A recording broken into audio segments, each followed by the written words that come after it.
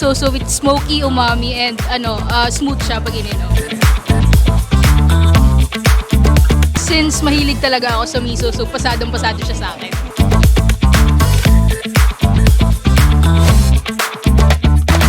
Sarap siya, very close sa actual miso sa mabibili mo sa mga restaurant. Hit the spot kung tutuusin mo. Para siyang restaurant grade na.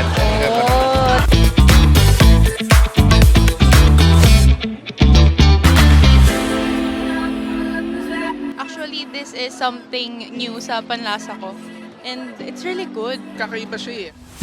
Siya yung usual na matitikman mo sa mga restaurants.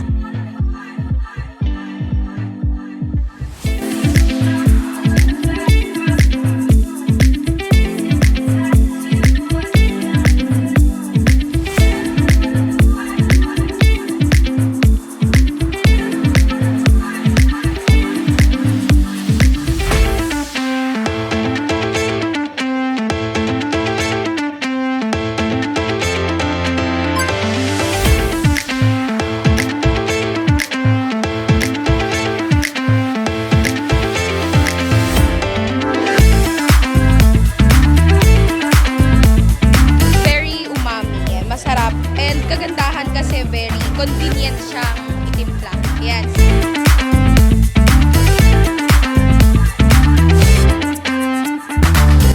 Tastes good. Oh. Very good.